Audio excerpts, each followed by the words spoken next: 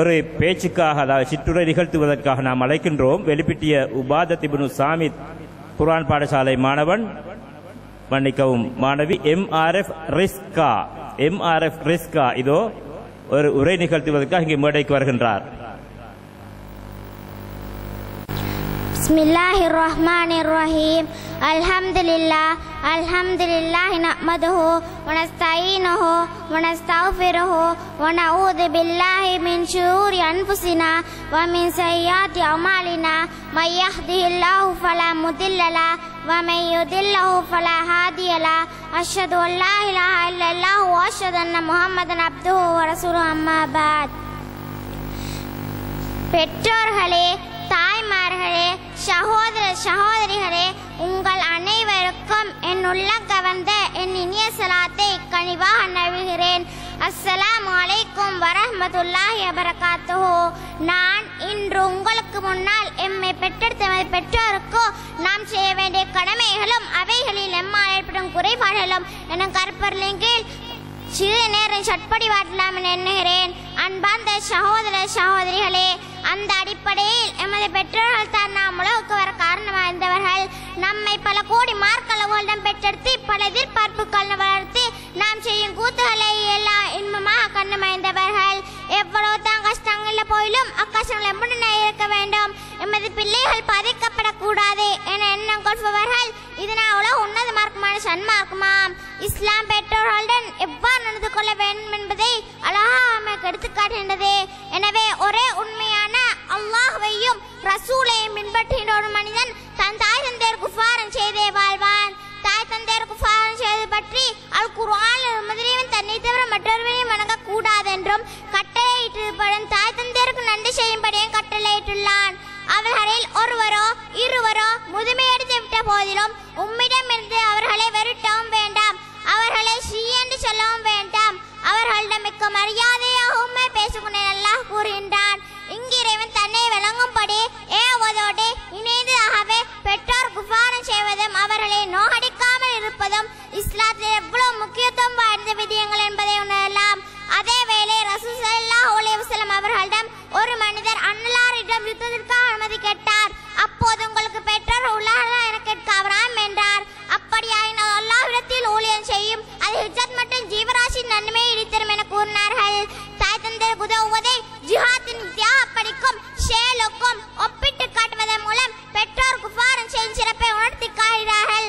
ஆனால் இன்று எம் சமூகத்தில் இவ்வாறான போதனைகள் ஹதீஸ்கள் இழுத்து மூடி மூட்டை கட்டப்பட்டு விட்டன. மேலும் இந்த அளவுக்கு பெற்றோர்கள் தம் பிள்ளைகளாலேயே நோவினை செய்யப்படுகிறார்கள், துன்புறுத்தப்படுகிறார்கள். அவர்களின் சொந்த பிள்ளைகளாலேயே அவர்கள் இலட்சியங்கள் சிதைக்கப்படுகின்றன, கனவுகள் கலைக்கப்படுகின்றன.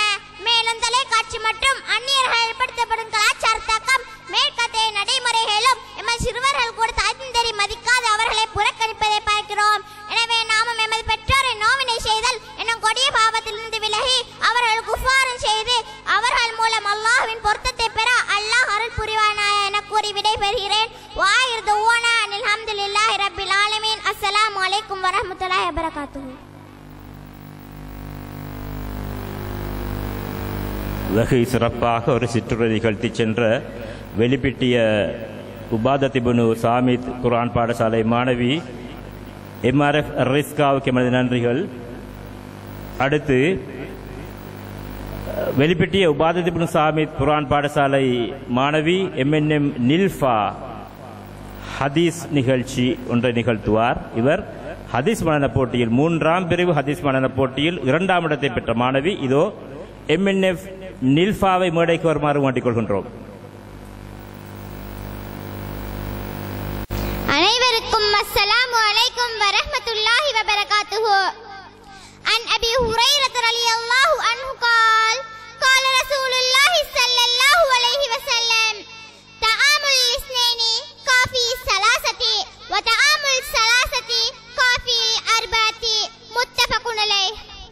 நபி ஸல்லல்லாஹு அலைஹி வஸல்லம் அவர்கள் நபின்றதாக ஹஜ்ரத் அபூ ஹுரைரா ரலியல்லாஹு அன்ஹு அவர்கள் அறிவிக்கிறார்கள், இருவரின் உணவு 3 பேருக்கு போதுமானது, 3 பேரின் உணவு 4 பேருக்கு போதுமானது. ஆதாரம் புகாரி முஸ்லிம். وعن جابر رضي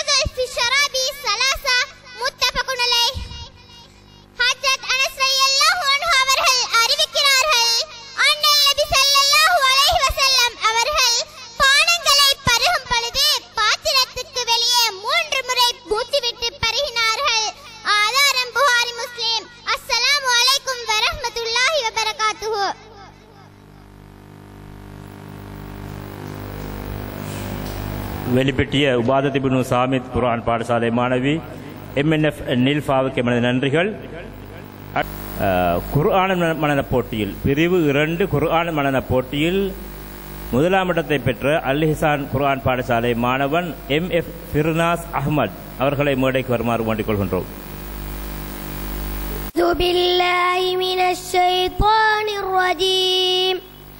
بسم الله الرحمن الرحيم سبحان الذي يسرى بعبده ليلا من المسجد الحرام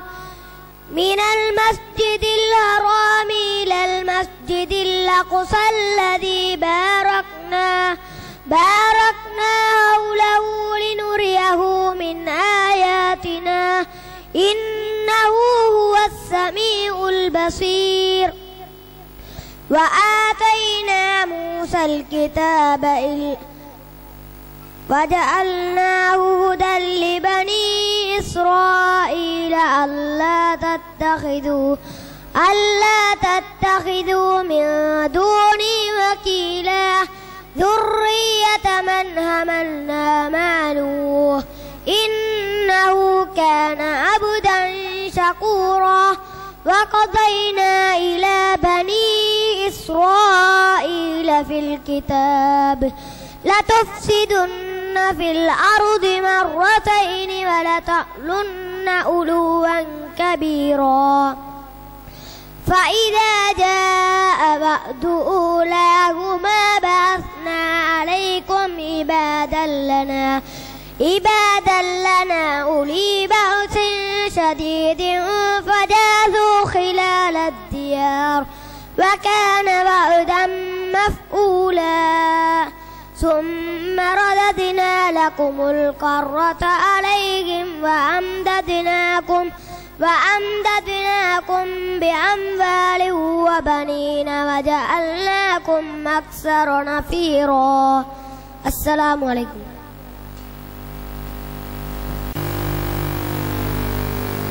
சிறப்பாக ஒரு கீதத்தை இங்கு இசைத்துவிட்டு சென்றவர்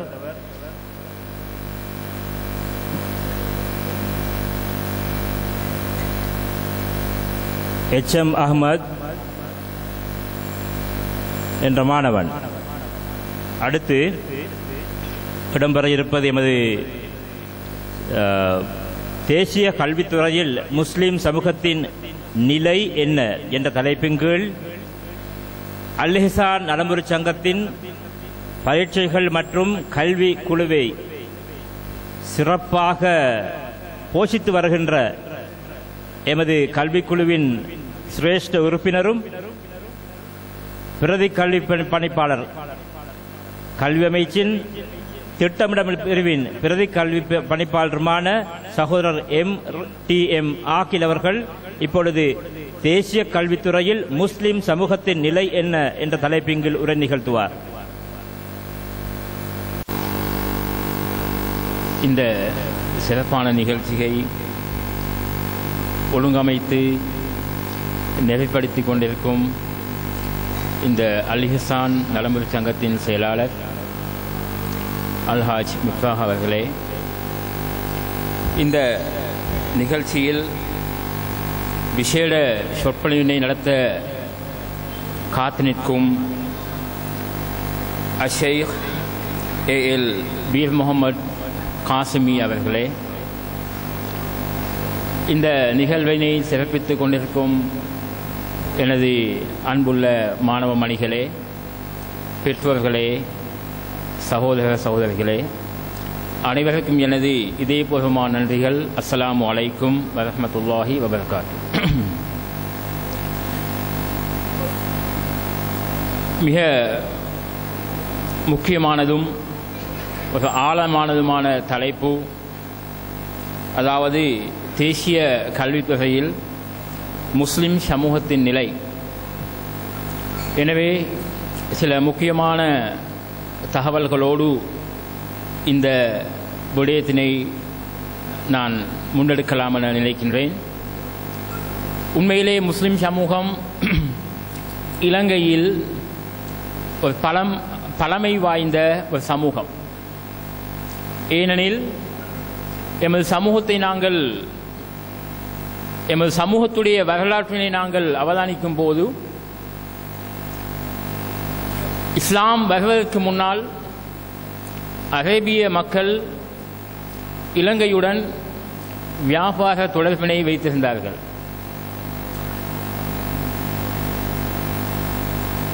அதனோடு அரபு நாட்டிலே இஸ்லாம் அதாவது ஆரம்பிக்கப்பட்டதன் பின்னர், இஸ்லாம் அறிமுகப்படுத்தப்பட்டதன் பின்னர் அந்த இஸ்லாத்துடன் சம்பந்தப்பட்ட அரபிகளும் இலங்கையுடன் தொடர்பு கொண்டு இலங்கையிலே வியாபார நடவடிக்கைகள் ஈடுபட்டார்கள். அதே நேரத்தில் ஐரோப்பிய சமூகமும் காலப்போக்கில் இந்த நாட்டுடன் வியாபார தொடர்புகளை வைத்திருந்தது. எனினும் இந்த முஸ்லிம் சமூகத்துக்கும் ஐரோப்பிய சமூகத்துக்கும் உள்ள முக்கியமான வித்தியாசம், முஸ்லிம் சமூகம் இந்த நாட்டுக்கு வந்த நோக்கத்தினை நிறைவேற்றிவிட்டு அதற்கு மேல் எந்த ஒரு அதிகாரத்தினையும் இந்த நாட்டில் வழிபார்க்கவில்லை. ஆனால் ஐரோப்பிய சமூகத்தை நாங்கள் அவதானித்தால் அந்த சமூகம் இந்த நாட்டிலே தன்னுடைய வியாபாரத்தை மட்டுமன்றி தனது ஆதிக்கத்தையும் செலுத்தியது. எனவே அந்த வகையில் இஸ்லாமிய சமூகம் இந்த நாட்டில் ஒரு சிறப்பான சமூகம் என்றாலும் நாம் வந்த நோக்கத்தினை அடிப்படையாக கொண்டு இன்றும் கூட எமது சமூகத்தை ஏனைய சமூகத்தவர்கள் வியாபார சமூகமாகத்தான் அதாவது எதிர்பார்க்கின்றனர் அல்லது கண்ணோக்குகின்றனர். ஆனால் உண்மையில் நாங்கள் வியாபார சமூகமாக இருந்தாலும் கல்வியிலே எமது சமூகத்துடைய பங்களிப்பு மிக மிக இன்றியமையாத ஒன்றாக காணப்படுகின்றது. உண்மையில் இலங்கையின் கல்வி வரலாற்றை நாங்கள் நோக்கும் போது ஆரம்ப காலத்திலே இந்த நாட்டில் எந்த சமூகமாக இருந்தாலும் அந்த சமூகத்தவர் எவருக்குமே ஒழுங்கான கல்வி இருக்கவில்லை. ஐரோப்பிய சமூகம்தான் முதலில் எமக்கு அந்த கல்வியை அறிமுகப்படுத்தியது.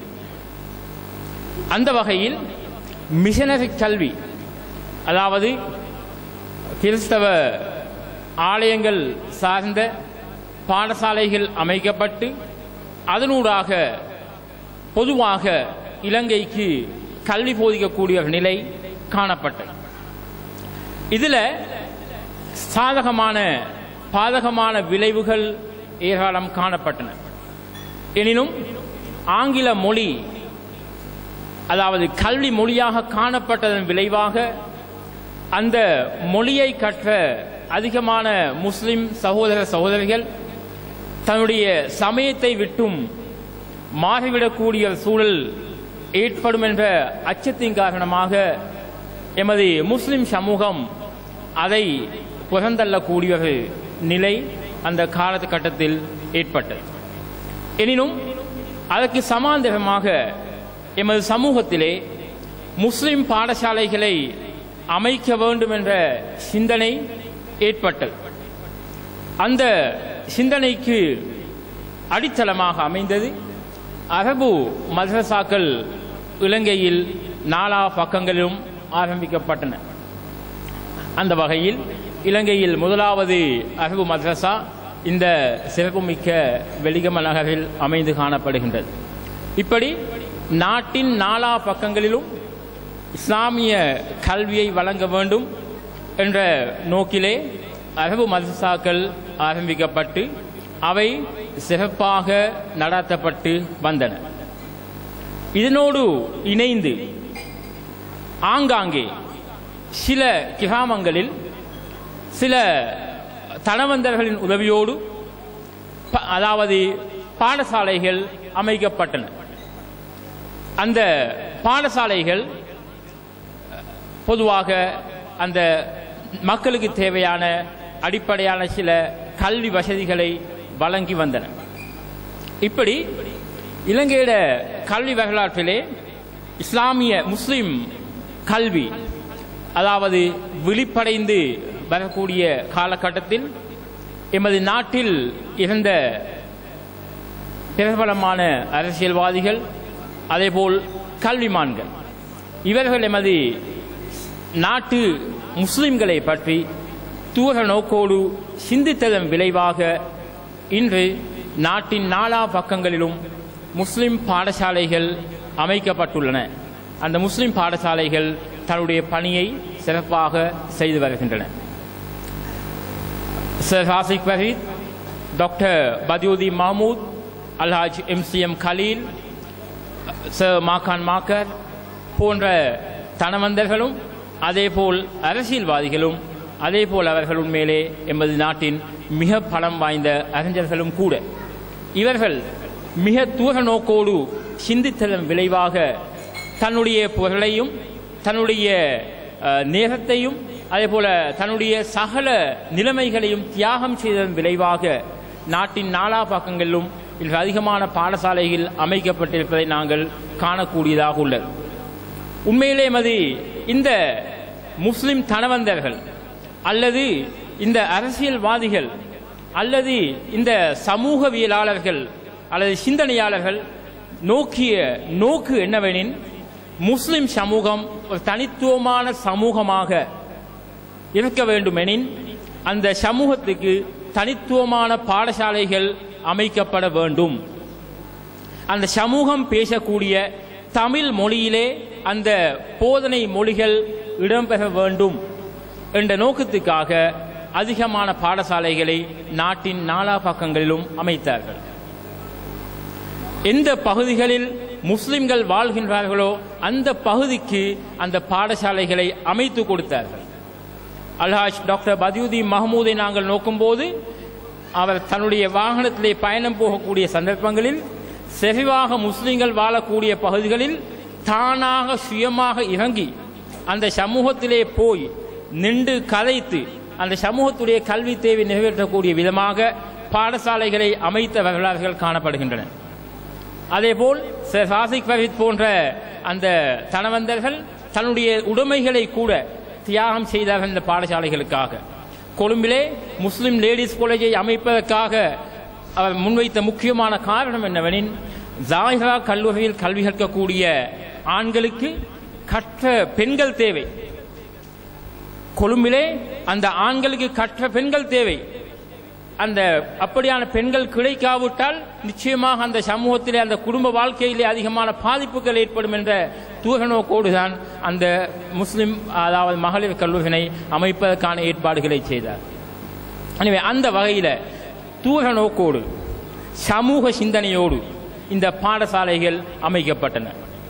இவ்வாறு தான் நான் ஏற்கனவே சொன்னது போல அதிகமான தனவந்தர்கள் எமது பாடசாலைகளுக்கான நில உடைமைகளை கூட கொடுத்துள்ளார்கள். இப்படி இந்த தூர நோக்கோடு அமைக்கப்பட்ட முஸ்லிம் பாடசாலைகளுடைய நிலை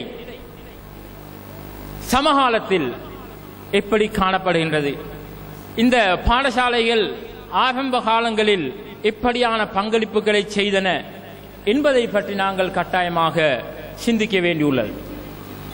உண்மையிலே ஆரம்ப காலங்களில் இந்த பாடசாலைகளூடாக அதிகமான நன்மைகளை எமது சமூகம் பெற்றுக்கொண்டன. பல அறிஞர்களை நாங்கள் பெற்றுக்கொண்டோம், பல அரசியல்வாதிகளை நாங்கள் பெற்றுக்கொண்டோம். அதே போல பல சமூகவியலாளர்கள், சிந்தனையாளர்கள், இப்படி பல வகையான அமைப்புகள் எமக்கு சமூகத்துக்கு அதிகமான மக்கள் கிடைத்தார்கள். ஆனால் சமகாலத்தை நாங்கள் நோக்கும் போது இது ஒரு கேள்விக்குறியாகத்தான் காணப்படுகின்றது. இந்த எமது மூதாதையர்களுடைய அந்த சிந்தனைகள், அவர்களுடைய அந்த தூர நோக்குகள் எந்த அளவு தூரம் பாதுகாக்கப்படுகின்றன என்பதை பற்றியும் நாங்கள் இந்த இடத்திலே சிந்திக்க வேண்டும். அண்மை காலத்திலே நாங்கள் கேள்விப்படக்கூடிய விடயங்களை அவதானிக்கும் போது எமது சமூகத்திலே பெண்கள் அதே போல ஆண்களும் கூட எந்த அளவு சீரழியக்கூடிய நிலையை நாங்கள் கேள்விப்படுகின்றோம். மிக கவலை தரக்கூடிய, அதாவது கலாச்சார தாக்கங்களின் காரணமாக எமது சமூகம் மிகவும் சீரழிந்து போகக்கூடிய நிலையை நாங்கள் கேள்விப்படுகின்றோம். இதற்கு உண்மையிலே அடிப்படையான காரணம் என்ன என்பதை நாங்கள் நோக்கும்போது இந்த பாடசாலைகளிலே எமது பாடசாலைகளில் காணப்பட்ட வீழ்ச்சி தான் இந்த சமூக பிரச்சனைகளுக்கு காரணமாக அமைகின்றன. அதாவது முஸ்லிம் பாடசாலைகள், தமிழ் மொழி மூலமான பாடசாலைகள் தரமான பாடசாலைகளாக இல்லாத நிலையில் அந்த பாடசாலைகளை விட்டு எமது சமூகம் ஏனைய சமூக பாடசாலைகளை நோக்கி நகர்கின்றன. அதாவது அது இந்து பாடசாலைகளாக இருக்கலாம் அல்லது சிங்கள மொழி மூலமான பாடசாலைகளாக இருக்கலாம். அந்த பாடசாலைகளை நோக்கி நகர்கின்றன. என்ன காரணம்? அந்த பாடசாலைகள் தரமான பாடசாலைகளாக காணப்படுகின்றன. அந்த பாடசாலைகளில் கல்வித்தரம் கூடுதலாக காணப்படுகின்றது. ஒழுக்கம் மேன்மை அடைந்து காணப்படுகின்றது. சிறந்த ஒழுங்கமைப்புகள் காணப்படுகின்றன. ஆனால் எமது சமூக பாடசாலைகள் அவதானிக்கும் போது இந்த பாடசாலைகளோடு ஒப்பிட்டு பார்க்கும் போது மிகவும் குறைந்த மட்டத்தில் காணப்படுவதனால் இந்த நிலைமைகள் காணப்படுவதை நாங்கள் காண்கின்றோம். இதனுடைய விளைவுதான் எமது சமூகத்திலே அதிகமான பிரச்சனைகள் ஏற்படுவதற்கு காரணமாக அமைகின்றன. இதனை ஏற்கனவே சிந்தித்த எமது தலைவர்கள் எமக்கு தனியான பாடசாலைகளை தந்தும் வைத்துள்ளார்கள். எனவே இதை பாதுகாப்பதுதான் முக்கியம். இதனை பாதுகாப்பதன் மூலமாக மட்டும்தான் எமது முஸ்லிம்களுடைய கலாச்சாரத்தை நாங்கள் மேம்படுத்த முடியும். முஸ்லிம்களுடைய தனித்துவத்தை நாங்கள் பேண முடியும். இன்று அதிகமான நகர பகுதிகளில் காணப்படக்கூடிய முஸ்லிம் பாடசாலைகள் எடுத்து பார்க்கும்போது அந்த பாடசாலைகள் இவமொழி பாடசாலைகளாக காணப்படுகின்றன. சிங்களமும் தமிழும் கற்பிக்கக்கூடிய பாடசாலைகளாகவும் அவை காணப்படுகின்றன. ஏனென நாங்கள் அவதானித்தால் அந்த பகுதிகளில் காணப்படக்கூடிய முஸ்லிம் மக்கள் ஏனைய சிங்கள மொழி பாடசாலைகளை நோக்கி செல்வதை தடுத்து முஸ்லிம் பாடசாலையிலே அந்த மாணவர்களை நாங்கள் தங்க வைத்து அவர்களுக்கு நாங்கள் அந்த கல்வியை புகுட்ட வேண்டும் என்ற நோக்கிலே இவமொழி பாடசாலைகள் அமைக்கப்பட்டுள்ளன. இலங்கையின் பெரும்பாலான நகர பகுதிகளில் நாங்கள் இதனை காணக்கூடியதாக உள்ளது. எனினும் அந்த பாடசாலைகளில் உள்ள மாணவர் தொகையை நாங்கள் அவதானிக்கும் போது அந்த மாணவர் தொகை சிங்கள மொழி மூலமான மாணவர் தொகை அதிகரித்தும் தமிழ் மொழி மூலமான மாணவர் தொகை குறைந்தும் காணப்படுகின்றது. முதலாம் ஆண்டுக்கு மாணவர்களை சேர்க்கக்கூடிய அந்த நிலைமையிலே நாங்கள் அவதானிக்கும் போது 5 வகுப்புகள் சிங்கள மொழிக்கு காணப்பட்டால் 3 வகுப்புகள் தமிழ் மொழியில் காணப்படுகின்றன. இன்னும் சில பாடசாலைகளை நோக்கும் போது முழுமையாக அந்த பாடசாலைகளிலே தமிழ் மொழி அப்படியே படிப்படியாக நீங்கியுள்ளது. சில முஸ்லிம் பாடசாலைகள் தனியாக சிங்கள மொழி பாடசாலைகளாக மாறக்கூடிய நிலையும் மாறியுள்ள நிலையும் நாங்கள் அவதானிக்கின்றோம். இதனூடாக உண்மையிலே நிச்சயமாக கலாச்சார தாக்கங்கள் காணப்படுகின்றன. எமது முஸ்லிம் பாடசாலைகள், அதாவது சிங்கள மொழி மூலமான கல்வி புகட்டப்படக்கூடிய முஸ்லிம் பாடசாலைகளை நாங்கள் அவதானிக்கும் போது அந்த பாடசாலைகளிலே அந்த அந்நிய மொழி கலாச்சாரங்கள் படிப்படியாக புகுத்தப்பட்டு வருவதை நாங்கள் காண்கின்றோம், நாங்கள் அவதானிக்கின்றோம். அந்த சமூகத்தவருடைய சமய நிகழ்வுகள் கொண்டாடப்படுகின்றன. அந்த நிகழ்வுகளில் எங்கள் முஸ்லிம் பிள்ளைகள் பலவந்தமாக அந்த கொண்டாட்டங்களுக்கு முஸ்லிம் அதிபர்களின் தலைமையில் அந்த பிள்ளைகள் அந்த இடத்துக்கு இட்டுச் செல்லப்படுகின்றார்கள். இதனூடாக எங்களுடைய கலாச்சாரத்துக்கு என்னவாக போகின்றது, எமது தனித்துவத்துக்கு என்னவாக போகின்றது? ஏனென்றால் அந்த மொழி மூலத்திலே கல்வி கற்பிக்கக்கூடிய ஆசிரியர்கள் நிச்சயமாக ஏனைய சமூகத்தைச் சேர்ந்தவர்கள். எனவே அந்த அவர்களுக்கு அடிபணிவது, அவர்களுக்கு கட்டுப்படுவது மாணவர்களுக்கு கடமையாகின்றது. இதன் விளைவாக இப்படியான சில பாதிப்புகள் ஏற்பட்டுள்ளதை நாங்கள் காண்கின்றோம். எனவே இந்த முஸ்லிம் பாடசாலைகளை, விசேஷமாக தமிழ் மொழி மூலமான பாடசாலைகளை அல்லது தமிழ் மொழி பிரிவினை நாங்கள் வலுவடைய செய்வது, அதனை நாங்கள் மேம்படுத்துவது இந்த சமூகத்துடைய தலையாய கடமையாக காணப்படுகின்றது. இந்த கடமையை விட்டு நாங்கள் நீங்கிவிட முடியாது. இந்த சிங்கள மொழி பாடசாலைகளுடைய புலிவிவரத்தினை நாங்கள் சொல்வதாக என்றால், எமது நாட்டில் உள்ள மாணவர் தொகையிலே முஸ்லிம் பாடசாலைகளில் கொழும்பு மாவட்டத்தில் கல்வி கற்கக்கூடிய மாணவர் தொகை 18,742 பிள்ளைகள். இது 1992 ஆண்டு புள்ளிவிவரம், 2009 ஆண்டு புள்ளிவிவரம். 18,242 பிள்ளைகள் முஸ்லிம் பாடசாலைகளில் கல்வி கற்கின்றனர். ஏனைய மொழி பாடசாலைகளில் கல்வி கற்கக்கூடிய மாணவர் தொகை 17,882 பிள்ளைகள்.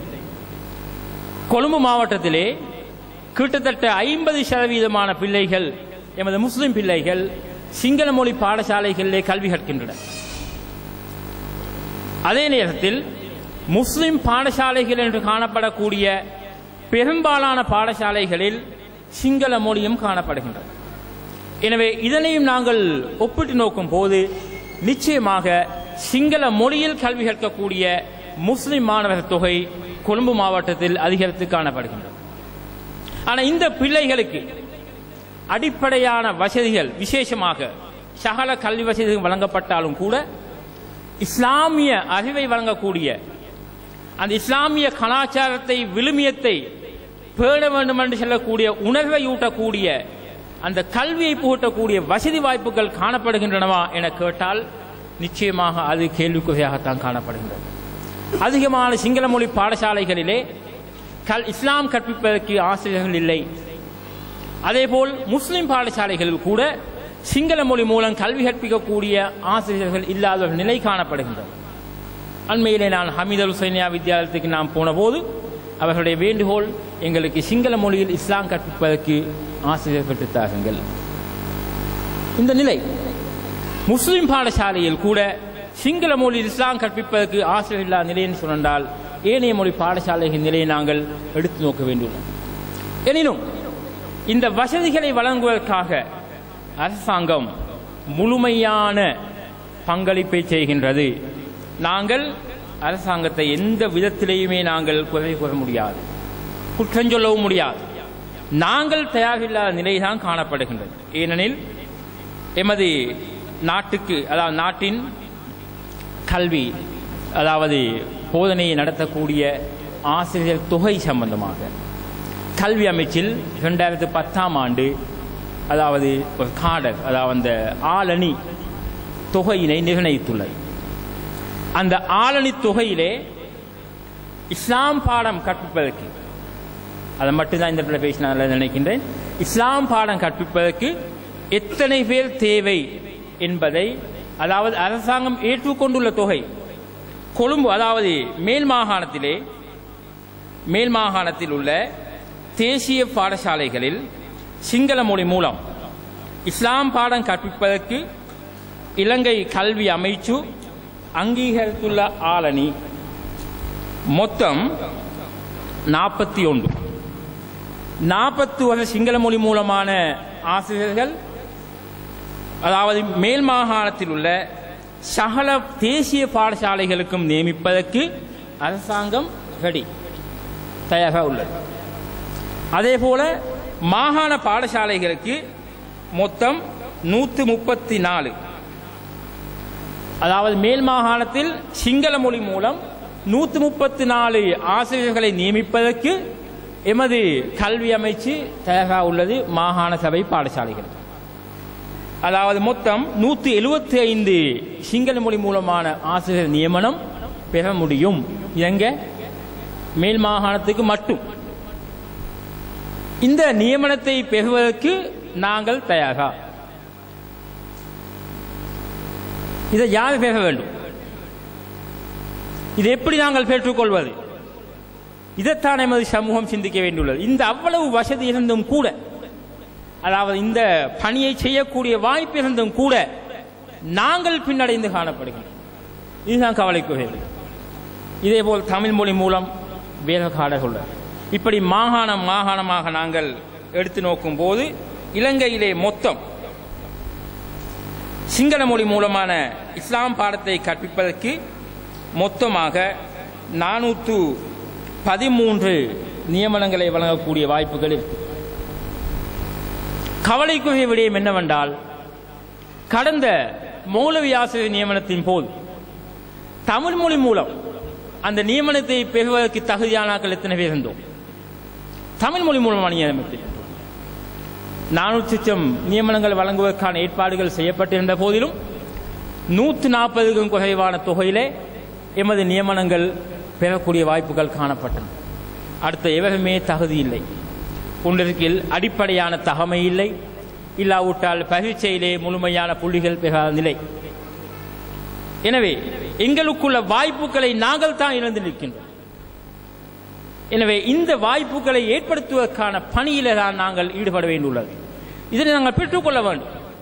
எந்த அளவு உதாரணமாக இலங்கை, அதாவது இந்த கொழும்பு மாவட்டத்தில் அந்த 17,000 அந்த பிள்ளைகள் சிங்கள மொழியில் கல்வி கற்கின்றார்கள் என்றால் அந்த நிச்சயமாக அந்த 17,000 பிள்ளைகளும் தன்னுடைய குழந்தைகளை எந்த மொழியில் கற்பிக்கப் போகின்றார்கள்?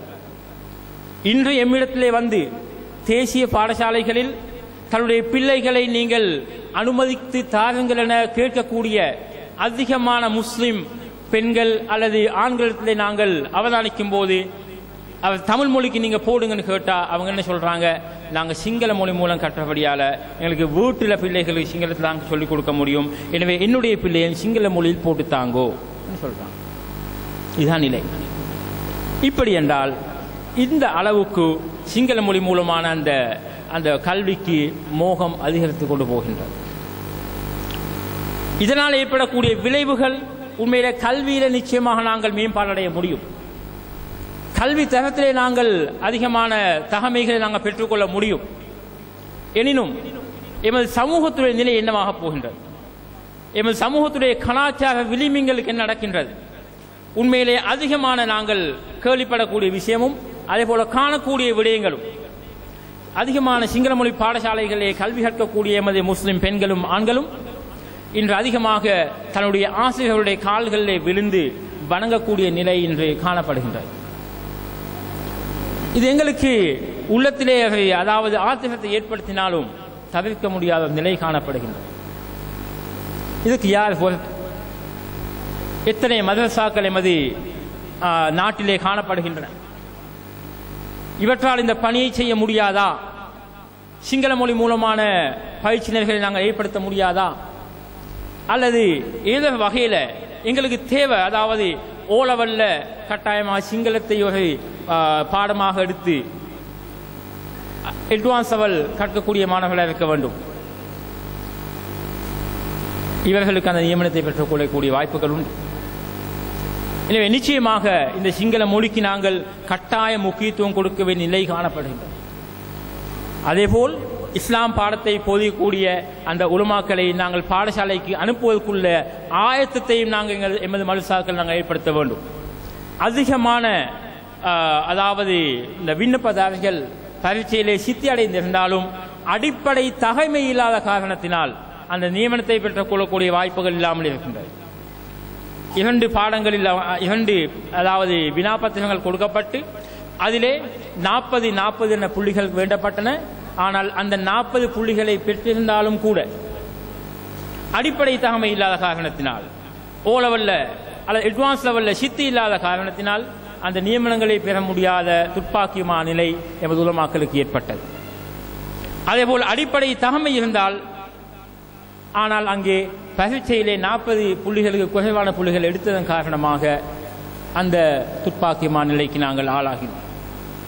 எனவே நாங்கள் போட்டி பரீட்சைகளுக்கு நாங்கள் எமது சமூகத்தை தயார்படுத்தக்கூடிய அமைப்புகளும் கட்டாயம் தேவை. நாங்கள் எவ்வளவு கஷ்டப்பட்டு இந்த ஆசிரியர் நியமனத்தை நாங்கள் கேட்டு நின்றோம்.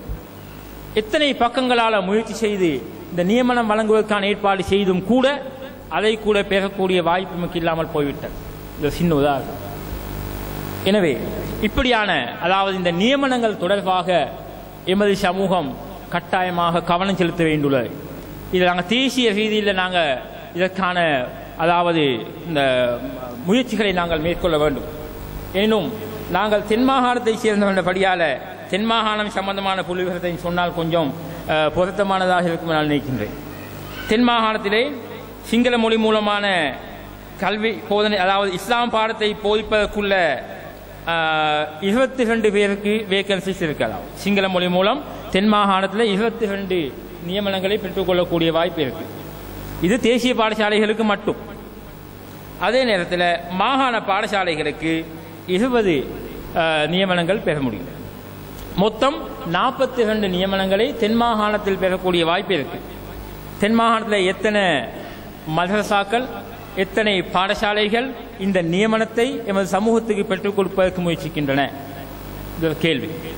அதே போல தமிழ் மொழி மூலத்திலேயும் கிட்டத்தட்ட எங்களுக்கு 34 நியமனங்களை மாகாண பாடசாலைகளிலும் 42 நியமனங்களை 4 நியமனங்களை தேசிய பாடசாலைகளும் பெறக்கூடிய வாய்ப்புகள் காணப்படுகின்றன. இது தமிழ் மொழி மூலம். எனவே இந்த அமைப்பிலே எமது சமூகம் கட்டாயமாக இந்த இஸ்லாம் பாடம் சம்பந்தமாக ஏன் இதுக்கு நாங்கள் முக்கியத்துவம் கொடுக்க வேண்டுமெனின் எமது சமூகத்தை எமது சமூகத்தின் கலாச்சார விளிம்புகளுக்கு ஏற்ப வழிநடத்த வேண்டுமெனின் கட்டாயமாக இந்த பாடங்கள் இந்த சமூகத்துக்கு போதிக்கப்பட வேண்டும். சில பாடசாலைகளில் எமது பிள்ளைகளை சேர்த்தும் போது வாக்குறுதி எடுக்கின்றார்கள், நீங்கள் இஸ்லாம் பாடம் கேட்கக்கூடாது, இஸ்லாம் பாடம் கற்பிப்பதற்காக நீங்கள் கேட்பதாக இருந்தால் நீங்கள் இந்த பாடசாலை உங்கள் பிள்ளையை நீங்கள் அனுமதிக்கக்கூடாது. இப்படி சொல்லி இதற்காக இணங்கக்கூடிய எமது பெற்றோர்கள் இருக்கத்தான் செய்கின்றார். இதை இணங்கி அந்த பிள்ளைகள் அந்த பாடசாலைகளில் போடுகின்றார். என்னவாக போய் சமூகத்தின் நிலை என்னவாகும் என்பதை நாங்கள் கட்டாயமாக சிந்திக்க வேண்டும். இதேபோல் எமது சமூகத்துடைய ஏனைய கல்வி சம்பந்தமான ஏனைய விடயங்களிலும் நாங்கள் கட்டாயமாக முக்கியமான கவனத்தினை நாங்கள் செலுத்த வேண்டியுள்ளது. எமது மாணவர்கள் கல்வி கற்கக்கூடிய எமது பிள்ளைகள் அதிகமான பிரச்சனைகளுக்கு முகம் கொடுக்கின்றார்கள். அதாவது கல்வி பெறக்கூடிய வாய்ப்புகள் அதிகம் இருந்தாலும் அதனை பெறக்கூடிய அந்த சந்தர்ப்பங்களை இழக்கக்கூடிய ஒரு சமூகமாக எமது சமூகம் காணப்படுகின்றது. அதாவது காப்போத்த உயர்தர பரீட்சையிலே அதிகமான பிள்ளைகள் சித்தி அடைகின்றார்கள். அவர்களில் மிக சொற்பமான அளவு பிள்ளைகள் மட்டும் பல்கலைக்கழகங்களுக்கும் கல்வி கல்லூரிகளுக்கும் போகக்கூடிய அதே நேரத்தில் அதிகமான பிள்ளைகள் பாதைகளில் இறங்குகின்றார்கள். ஆனால் அதிகமான வாய்ப்புகள் அந்த பிள்ளைகளுக்கு உண்டு. 3 பாடங்களில் அட்வான்ஸ் லெவலில் 3 பாடங்களில் சித்தி அடைந்தால் நிச்சயமாக அந்த பிள்ளைகளுக்கு அதிகமான துறைகளுக்கு போகலாம், அதிகமான கோர்சஸ் ஃபாலோ பண்ணலாம். அதுக்குள்ள எல்லா வாய்ப்புகள் இருந்தும் கூட அதற்கு போவதற்குள்ள வசதிகள் இல்லாத நிலையில் எமது சமூகத்தில் உள்ள பிள்ளைகள் பின்தங்கக்கூடிய நிலைக்கு போகின்றார். இதனால் கடைகளுக்கும் ஏனைய நிறுவனங்களிலும் போய் தொழில் செய்யக்கூடிய தன்னுடைய கல்வியை இடைநடுவில் விடக்கூடிய அதாவது கவலைக்குரிய விடயம் காணப்படுகின்றது. ஏனென்றால் அதிகமான அதாவது பல்கலைக்கழக கல்வி தவிர்ந்த ஏனைய எந்த துறையினை நாங்கள் நோக்கினாலும் பண வசதி தேவைப்படுகின்றது. கட்டணங்கள் செலுத்தித்தான் அந்த துறையிலே எமது பிள்ளைகள் முன்னே செல்ல வேண்டியிருக்கின்றது. ஆனால் அதை செலுத்துவதற்கு வசதி இல்லாத நிலையிலே அதிகமான பெற்றோர்கள் தங்களுடைய பிள்ளைகளை அப்படியே இடைநிறுத்தி விடுகின்றார்கள். நாங்கள் பார்க்கின்றோம், அட்வான்ஸ் லெவல் சித்தி அடைந்து அல்லது பரீட்சை எழுதிய உடனேயே கொழும்பை நோக்கி இந்த பிரதேசத்தைச் சேர்ந்த அதிகமான அட்வான்ஸ் லெவல் பிள்ளைகள் படையெடுப்பார்கள். படையெடுத்து எத்தனையோ வகையான கோர்ஸுக்கு ரெஜிஸ்டர் பண்ணுவாங்க. கடைசியாக 1 வருடம் 2 வருடம் போனதுக்கு பின்னால அதே பிள்ளைகளை நோக்கி நாங்கள் கேட்டால் உங்களுடைய அந்த கோர்ஸ் நிலைமை என்ன, நீங்கள் முடிச்சிட்டீங்களா என்று கேட்டால் இல்லை சார் முடிய கிடைக்க இல்லை, ஃபர்ஸ்ட் ஸ்டேஜோட நின்றுட்டோம், 2வது ஸ்டேஜோட நின்றுட்டோம், இந்த பதில் தான் கிடைக்கின்றது. கடைசி வரைக்கும் முடியக்கூடிய நிலை மிக மிக குறைவாக காணப்படும். இந்த நிலையிலிருந்து எமது சமூகத்தை நாங்கள் கட்டாயமாக விடுவிக்க வேண்டும். எமது பிள்ளைகளுக்கு அந்த மேற்படிப்பை அதாவது படிப்பதற்கான சகல வாய்ப்புகளையும் நாங்கள் கட்டாயமாக ஏற்படுத்தி கொடுக்க வேண்டும். இதற்காக நாங்கள் அணிதிரள வேண்டும். இதற்காக நாங்கள் எங்களுடைய அமைப்புகளை நாங்கள் உருவாக்க வேண்டும். உண்மையில் எங்களுக்கு அழகான அமைப்புகள் காணப்படுகின்றன. ஜகாத், சதகா இது போன்ற அழகான அமைப்புகள் எங்களுக்கு உண்டு. இதனை நாங்கள் முறையாக நாங்கள் கையாளாத காரணத்தினால் எமது சமூகத்தில் உள்ள பிள்ளைகளுடைய கல்வி மிக மிக வீழ்ச்சி அடையக்கூடிய நிலையில் காணப்படுகின்றது. இந்த கல்வி வீழ்ச்சி அடைவதன் காரணமாக எமது சமூகத்துடைய கலாச்சாரத்தில், பண்பாட்டில், நடைமுறையில், நடையுடை பாவனைகளில் இவை அனைத்திலுமே பாதிப்புகள் ஏற்படக்கூடிய நிலை காணப்படுகின்றன. எனவே இந்த விடயத்திலையும் நிச்சயமாக எமது சமூகம் கட்டாயமாக கவனம் செலுத்தத்தான் வேண்டும். அதேபோல் இந்த தன்னுடைய இந்த பிள்ளைகளுக்கு கல்வி கற்பிக்கக்கூடிய ஆசிரியர் சமூகம், அதே போல அதிபர்கள், கல்வி நிர்வாகத்தில் ஏதாவது பாடசாலை நிர்வாகங்களில் ஈடுபடக்கூடியவர்களை நாங்கள் சற்று சிந்தித்து பார்க்கும் போது, உண்மையிலே அவர்களுடைய கல்வி தரத்தை நாங்கள் நோக்கும் போது, அவர்களுடைய அனுபவங்களை நாங்கள் நோக்கும் போது, ஏனைய சமூகத்தோடு நாங்கள் ஒப்பிட்டு பார்க்கும் போது உண்மையிலே அதுவும் கொஞ்சம் போதாமல் தான் இருக்கின்றது. இதுவும் எமது சமூகத்துடைய இந்த கல்வியின் பின்னடைவுக்கு காரணமாக அமைகின்றது. அதாவது பிள்ளைகளுக்கு வழிகாட்டக்கூடிய அந்த ஆசிரியர்கள், அதே போல தலைமை தாங்கக்கூடிய அதிபர்கள், அதுக்கு மேலால் உள்ள கல்வி அதிகாரிகளை நாங்கள் அவதானித்தால் இவர்களிலே எத்தனை சதவீதமானவர்கள் தன்னுடைய மேற்படிப்பை, அது பலவிதமான மேற்படிப்புகள் காணப்படுகின்றன, எம்ஏயா இருக்கலாம், பிஹெச்டியா இருக்கலாம், இல்லாவிட்டால் அதற்கு மேலால் உள்ள கல்வி நடவடிக்கைகள், இதில் எத்தனை பேர் ஈடுபட்டுள்ளனர். அண்மையிலே நாங்கள் தமிழ் மொழி மூலமான ஒரு அதிபர்களுக்கான ஒரு அதாவது இன்டர்வியூ நேர்முக பரீட்சையை நாங்கள் நடத்தினோம். அந்த நேர்முக பரீட்சையிலே அதிகமான அதிபர்கள் வந்து கலந்து கொண்டார்கள். அதிலே கலந்து கொண்ட அந்த தமிழ் மொழி மூலமான அந்த அதிபர்களில் எமது சமூகத்தை சார்ந்த அதிபர்களுடைய நிலையை நாங்கள் நோக்கும் போது அடிப்படையான தகமைகளை மாத்திரம் வைத்துக் கொண்டு அந்த இடத்துக்கு சமூகம் தந்தார்கள். நேர்முக பரீட்சையில் சித்தி அடைந்தார்கள், ஆனால் அடிப்படையான தகமைகள் மட்டும். அதற்கு நேர்மாற்றமாக ஏனைய சமூகத்தவர்கள் நாங்கள் விசேஷமாக எமது சகோதர தமிழ் சமூகத்தை நாங்கள் நோக்கிய போது அனைவருமே அதிகமான மேற்படிப்புகளை படித்து அதனோடு சார்ந்த அதிகமான சான்றிதழ்களை எங்களுக்கு கொண்டு வந்து தந்தார்கள், காட்டினார்கள்.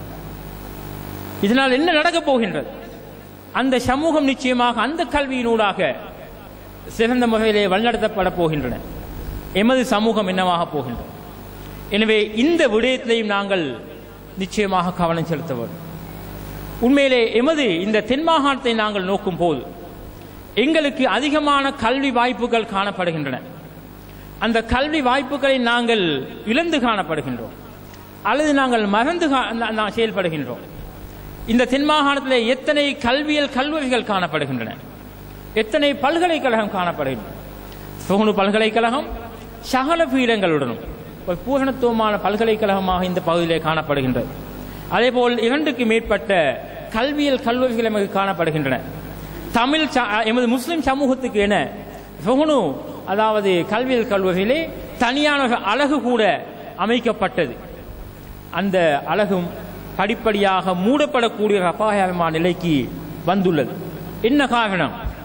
அந்த நிறுவனத்திலே கடமையாற்றுவதற்கு தகுதியான ஆசிரியர்கள் இல்லாத நிலை, அதற்கு தேவையான தகமையுள்ள ஆசிரியர் இல்லாத நிலை. இதன் காரணமாக அந்த பிரிவு மூடப்படக்கூடிய நிலை காணப்படுகின்றது. எனவே அதுக்கு நாங்கள் எங்களுடைய அதாவது இளைஞர்களை நாங்கள் தயார்படுத்த வேண்டியுள்ளது. இவ்வாறு எமக்கு சகல வாய்ப்புகளும் வழங்கப்பட்டுள்ளன. வழங்கப்பட்டுள்ள வாய்ப்புகள் நாங்கள் பயன்படுத்துவதில்லை. இதுதான் எங்களுடைய பொதுவான விதியாக காணப்படுகின்றது. உள்ள வாய்ப்புகளை நாங்கள் பயன்படுத்துவதில்லை. எனவே இந்த வாய்ப்புகளை நாங்கள் சிறப்பாக பயன்படுத்தி இதனூடாக எமது சமூகத்துடைய கல்வியை நாங்கள் மேம்படுத்துவதன் மூலம் நிச்சயமாக எமது சமூகத்துடைய கலாச்சாரத்தை, விழுமியத்தை, பண்பாட்டினை, நடையுடை பாவனைகளை மிக சிறப்பாக பேண முடியும் என்பதில் எங்களுக்கு எந்த விதத்திலுமே சந்தேகம் கொள்ள முடியாது. எனவே இந்த சொல்லப்பட்ட விடயங்களை நாங்கள் கருத்தில் கொண்டு எமது சமூகத்துக்கு இந்த கல்வியை மேம்படுத்துவதற்காக தனியான அமைப்புகளை நாங்கள் உருவாக்கி அதனூடாக இந்த பணியை சிறப்பாக செய்ய வேண்டும் என நான் கேட்டு என்னுடைய உரையினை முடித்துக் கொள்கின்றேன். வாஹிர் தவானா அல்ஹம்துலில்லாஹி ரப்பில் ஆலமீன்.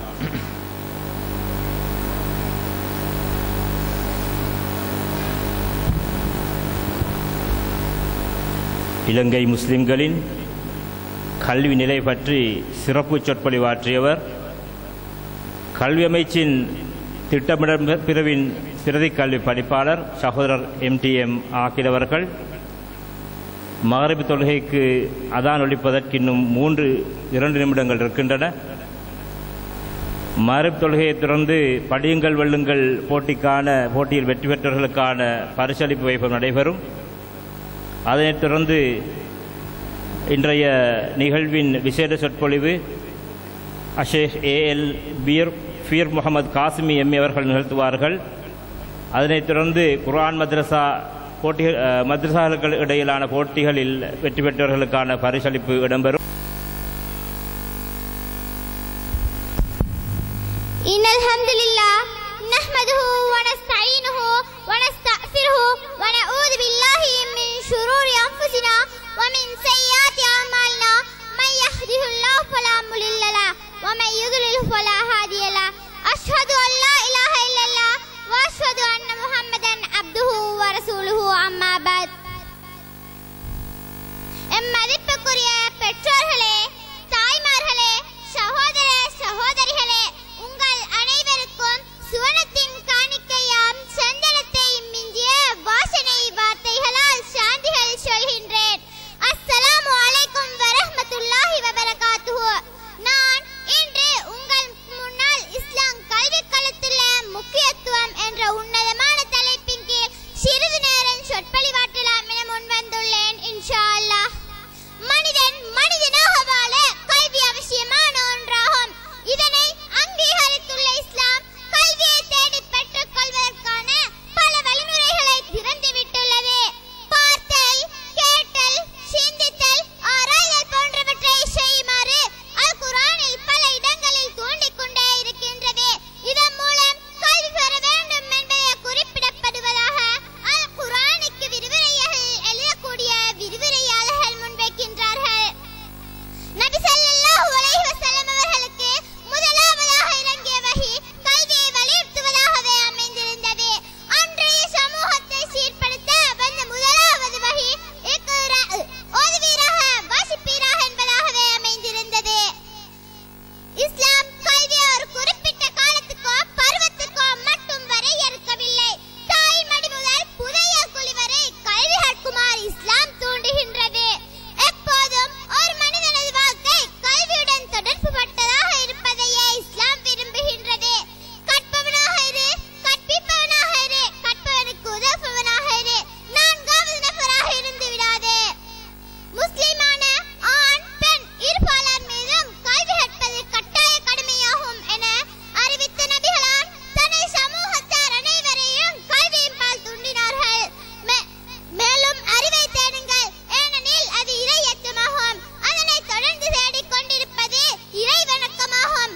அதனை பிறருக்கும் கற்றுக் கொடுப்பது சதகாவாகும் என்று கூறினார்கள். இவ்வகையான ஹதீஸ்கள் கல்வியின் சிறப்பை உணர்த்துபவையாகவும் கல்வியை கற்குமாறும் தூண்டுபவையாகவும் உள்ளன. யார் கல்வியை கற்கும் பாதையில் பயணிக்கிறாரோ அவருக்கு அல்லாஹ் சுவனத்துக்கு செல்லும் பாதையை இலகுபடுத்தி கொடுக்கிறார் என நபி ஸல்லல்லாஹு அலைஹி வஸல்லம் அவர்கள் கல்வியின் சிறப்பை முன்வைக்கின்றார்கள்.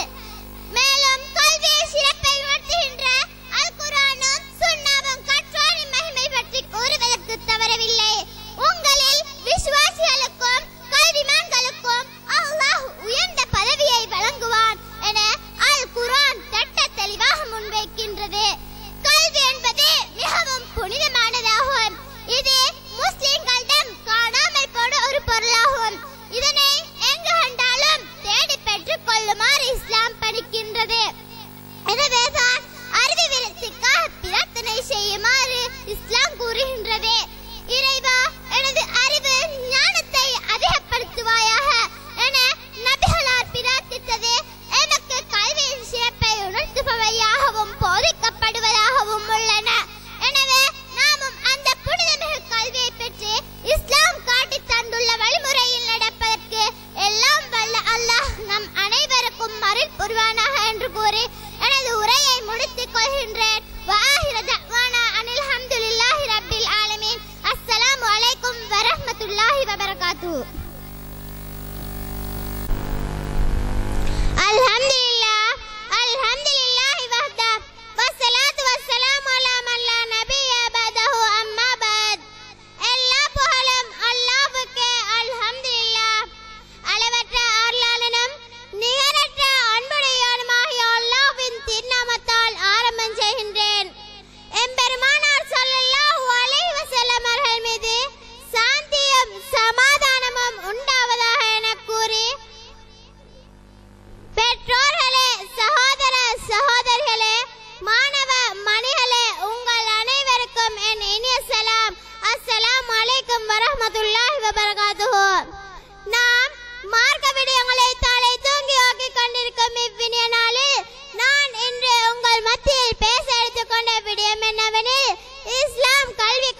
முக்கியத்துவம் பற்றியாகும்.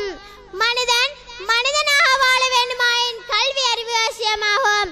இதனை அங்கீகரித்துள்ள இஸ்லாம் மனிதன் கல்வியை பெற்றுக்கொள்ள பல வழிகளை தெரிந்து வைத்துள்ளது. பார்த்தல், கேட்டல், அவதானித்தல், சிந்தித்தல், ஆராய்தல் போன்ற வழிமுறைகள் இஸ்லாத்தில் பாராட்டப்பட்டுள்ளது. இதற்கு நபி ஸல்லல்லாஹு அலைஹி வஸல்லம் அவர்களுக்கு அருளப்பட்ட முதல் வகை மிகச் சிறந்த ஆதாரமுடையதாகும்.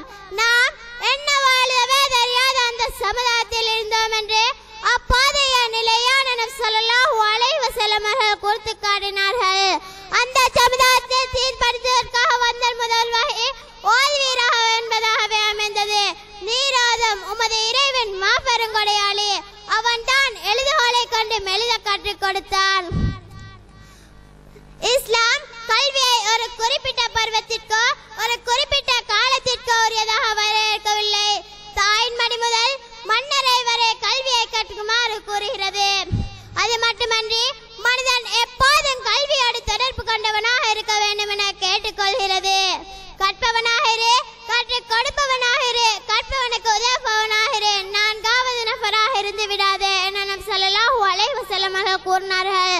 ஒவ்வொரு முஸ்லிமான ஆண் பெண் இருபாலர் மீதும் கல்வி பெறுவது கடமை என கூறிய நபி ஸல்லல்லாஹு அலைஹி வஸல்லம் அவர்கள் கல்வியை கற்றுக்கொள்ள சமுதாயத்தை தூண்டினார்கள். இன்னும் இஸ்லாமிய நெஞ்சங்களே, கல்வியின் முக்கியத்துவம் பற்றி கூறுவதனில் மன் சலக தரீகன் யல்தமிஸு ஃபீஹி இல்மன் ஸஹலல்லாஹு லஹு தரீகன் இலல் ஜன்னah, அதாவது யார் கல்வி பாதையில் பயணிக்கிறாரோ அவருக்கு அல்லாஹ் சுவனத்தின் பாதையை இலகுவாக்குகின்றான். நான் இன்னும் ஒரு முக்கியமான ஒரு விடயத்தை கூறிக்கொள்கின்றேன். அன்பார்ந்த சகோதர சகோதரிகளே, பால் மாறுபாடின்றி கல்வி கற்பதற்கு இது ஒரு சிறந்த எடுத்துக்காட்டு. அதாவது ஆயிஷா அம்மையாரின் அறிவார்ந்த வினாக்களுக்கு அண்ணல் நபி ஸல்லல்லாஹு அலைஹி வஸல்லம் அவர்கள் அமைதியாகவும் அழகாகவும் பதிலளித்து அவர்களின் அறிவு வளர்ச்சிக்கு இஸ்லாம் முட்டுக்கட்டையாக இல்லை என்பதும் இதனால் புலனாகும் என்பதை கூறிக்கொள்கின்றேன். மார்க்க விடயங்களை ஒட்டிரவாடும் இத்தருவாயில் கூறிக்கொள்வது என்னவெனில், கல்வி கற்பதற்கும் தனியான நன்மை உண்டு, செயல்பட்டால் அதற்கும் தனியான நன்மை உண்டு. ஏன் தெரியுமா?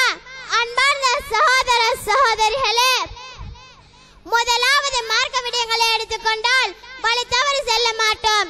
இரண்டாவது கற்றுக்கொள்ள வேண்டுமேனால் என்றாவது ஒரு நாள் செயல்படுத்துவதற்குரிய சந்தர்ப்பம் கிட்டும். மூன்றாவது பிறருக்கு கற்றுக் கொடுப்பதற்கும் தனியான நன்மை உண்டு என்பதாகும். வன்மையான ஒரு விடயம் என்னவெனில், கல்வி அறிவு தெளிவடையும் போதுதான் அது மேல்நிலை அடைகிறது. எவனது கல்வி அறிவானது பெருக பெருக நேர்வழியில் அதிகரிக்கவில்லை என்றால் அவன் அல்லாஹ்வை விட்டு தூரப்படுவது என்று வேறெதனையும் அதிகரிக்க செய்யவில்லை. அத்தோடு இம்மக்கள் நடுவே கூறும் உறுதியான வாக்கு என்னவெனில், நாம் காணுகிற சேமிக்கிற பொருட்களில் மிகச்சிறந்த பொருள்தான் கல்வி. இதனை பெற்றுக்கொள்ள முயற்சி கொண்டு நிற்பது அறிவின் தன்மையாகும். அங்கனம் உயர்ந்த அறிவை கொண்டு விளங்காது நிற்கும் ஒரு முஸ்லிம் அல்லாஹ் விரும்பக்கூடிய மனிதனாக மாறிவிட முடியாது என்பதை வரலாறு எமக்கு கற்பிக்கும் பாடமாகும். இதனை உணர்ந்து வாழுவதே தற்கால யுகத்தில் நன்கு சிந்திப்பதற்கு மறைவானதல்ல என கூறி வாய்ப்பளித்தமைக்கு நன்றி கூறி விடைபெறுகின்றேன். வாஹிர் தவானா அல்ஹம்துலில்லாஹி ரப்பில் ஆலமீன். அஸ்ஸலாமு அலைக்கும் வரஹ்மத்துல்லாஹி வபரகாத்துஹு. நஸ்தஈனுஹு வ நஸ்தக்ஃபிருஹு ونؤمن به ونتوكل عليه ونعوذ بالله من شرور أنفسنا ومن سيئات أعمالنا من يهده الله فلا مضل له ومن يضلله فلا هادي له وأشهد أن لا إله إلا الله وأشهد أن محمدا عبده ورسوله اللهم صل على محمد وعلى آل محمد كما صليت على إبراهيم وعلى آل إبراهيم إنك حميد مجيد اللهم بارك على محمد وعلى آل محمد كما باركت على إبراهيم وعلى آل إبراهيم إنك حميد مجيد. அளவற்ற அருளாளனும் நிகரற்ற அன்புடையவனுமாகிய எல்லாம் வல்ல அல்லாஹு தாலாவின் திருப்பெயரால் ஆரம்பம் செய்கின்றேன். ஸலவாத்தும் சலாமும் எங்களுடைய தலைவர் ரசூலுல்லாஹி ஸல்லல்லாஹு அலைஹி வஸல்லம் அவர்கள் மீதும் அவர்களுடைய வாழ்க்கை வழிமுறைகளை பின்பற்றி நடந்த சஹாபாக்கள், தாபியீன்கள், தபஅ தாபியீன்கள் எம் அனைவர் மீதும் உண்டாக வேண்டுமென்று பிரார்த்தித்துக் கொள்கின்றேன். இந்த வைபவத்தை தலைமை தாங்கி சிறப்பாக நடத்தி கொண்டிருக்கின்ற அல் இஹ்சான் நலம்புரி சங்கத்தின் தலைவர் அல் உஸ்தாத் ஃபத்துர் ரஹ்மான் பவ்ஜி அவர்களே, இந்த நிகழ்வை சிறப்பாக ஒழுங்கமைத்து நடாத்தி கொண்டிருக்கின்ற அதன் உத்தியோகத்தர்களே, இந்நிகழ்வுக்கு இங்கு வருகை தந்திருக்கின்ற மாணவ மாணவிகளே, பெற்றோர்களே, பெரியோர்களே, உங்கள் அனைவர் மீதும் இஸ்லாத்தின் காணிக்கையான சலாம், அஸ்ஸலாமு அலைக்கும் வரஹ்மத்துல்லாஹி வபரகாத்துஹு.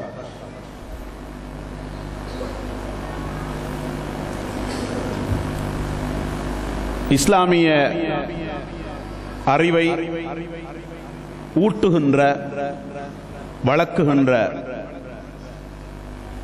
இந்த சிறப்பான வைபவத்திலே அறிவுத்துறையில் முஸ்லிம்களது சர்வதேச பங்களிப்பு என்ற தலைப்பில் ஒரு சில செய்திகளை